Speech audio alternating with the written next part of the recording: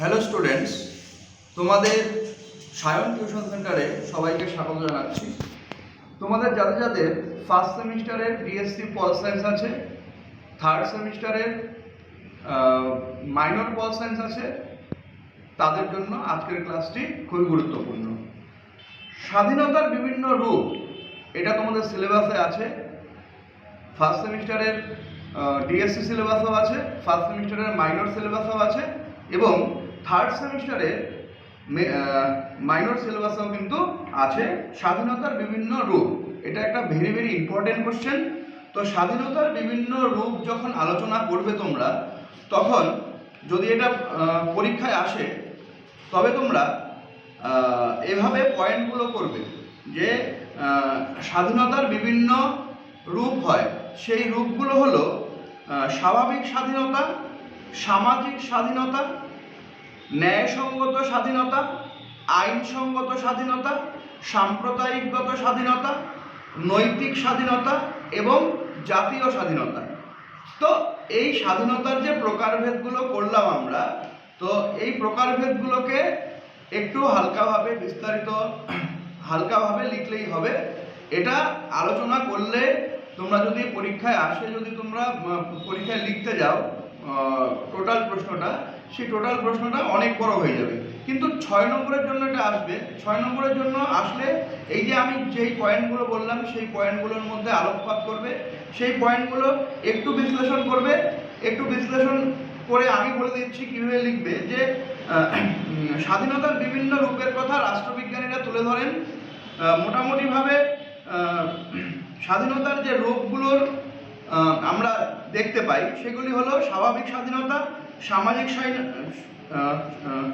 স্বাধীনতা, আইনসঙ্গত স্বাধীনতা, সাম্প্রদায়িক স্বাধীনতা এবং নৈতিক স্বাধীনতা এবং জাতীয় স্বাধীনতা। এখন যদি 1 নম্বর দিয়ে পয়েন্ট করো তুমি, যে স্বাভাবিক স্বাধীনতা। স্বাভাবিক স্বাধীনতার তত্ত্বটা প্রকাশ করেছিলেন রুশো। রুশো তার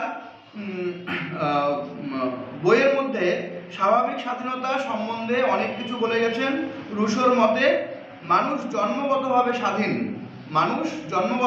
স্বাধীন, কিন্তু সে আজ চতুর্দিকে শৃঙ্খলাবদ্ধ।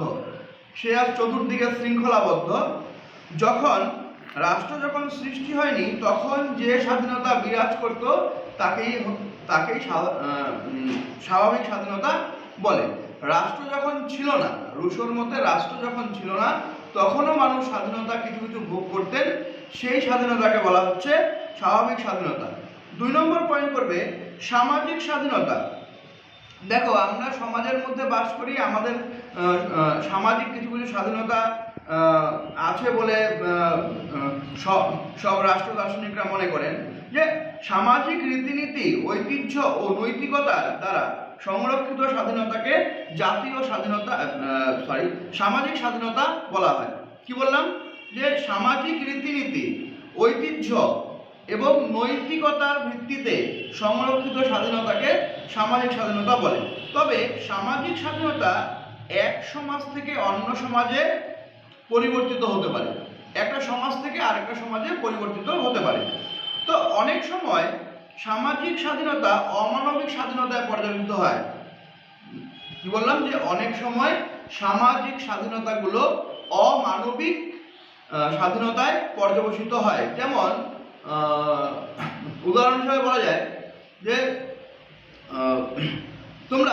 তোমরা জানো যে সতীদাহ প্রথা যে ছিল পূর্বতন হিন্দু সমাজে, সেই সতীদাহ প্রথা কিন্তু সমাজের সব সংখ্যক লোকেরই একটা ভোট ছিল, যে সবাই মেনে চলত।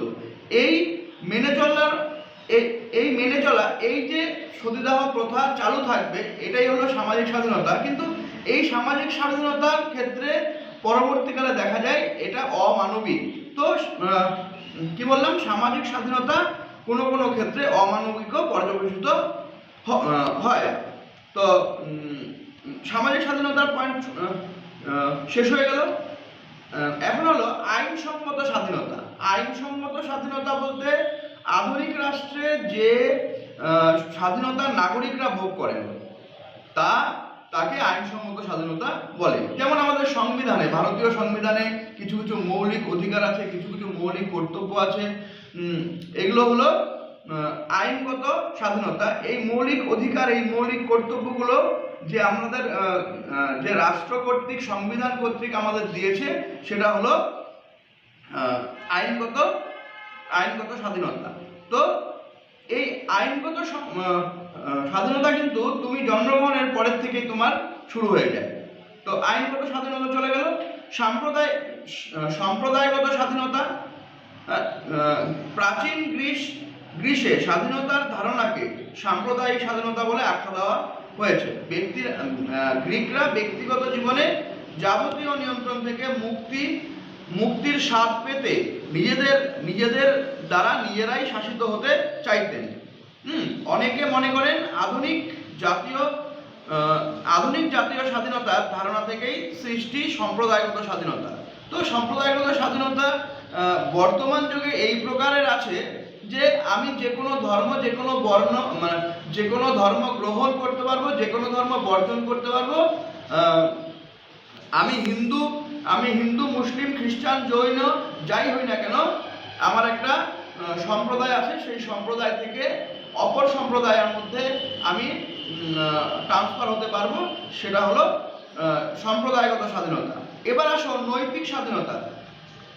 দেখো, কিছু কিছু কাজ আমাদের চোখে আঙুল দিয়ে হাতে ধরে কেউ আমাদের বলে দেয় না, সেই স্বাধীনতাকে বলা হয় নৈতিক স্বাধীনতা। যেমন স্বাধীনতা দিবসের পরের দিন জাতীয় পতাকা যদি রাস্তায় পড়ে থাকতে দেখো, তবে আমরা মানে যারা নাকি নৈতিক দিক থেকে স্বাধীনতাগুলো ভোগ করে, তারা কিন্তু অবশ্যই সেই জাতীয় পতাকাকে তুলে নির্দিষ্ট ভালো একটা জায়গায় রাখবে। তো যে স্বাধীনতা ব্যক্তির নীতিবোধ ও নৈতিক চেতনার উপর নির্ভর করে প্রতিষ্ঠিত, তাকেই নৈতিক স্বাধীনতা বলা হয়। তো আদর্শবাদী চিন্তাবিদরা নৈতিক স্বাধীনতার উপর সর্বাধিক গুরুত্ব আরোপ করেছেন, আদর্শবাদী চিন্তাবিদরা। তো নৈতিক স্বাধীনতা চলে গেল, মানে নৈতিক স্বাধীনতা মানে মনের থেকে আসবে সেটা।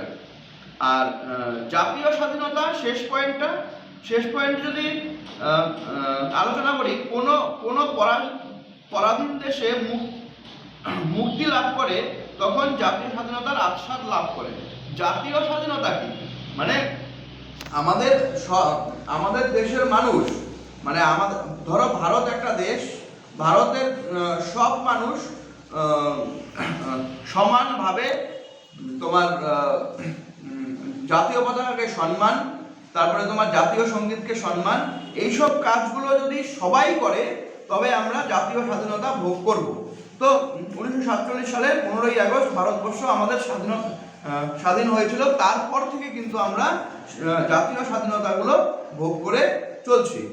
তো বুঝতে পারলাম কথাটা? স্বাধীনতার বিভিন্ন রূপগুলো লেখো, আবার বলে দিচ্ছি, মেমোরাইজ করে দিচ্ছি পয়েন্টগুলো। স্বাভাবিক স্বাধীনতা, সামাজিক স্বাধীনতা, আইনসঙ্গত স্বাধীনতা, সম্প্রদায়গত স্বাধীনতা, নৈতিক স্বাধীনতা এবং জাতীয় স্বাধীনতা।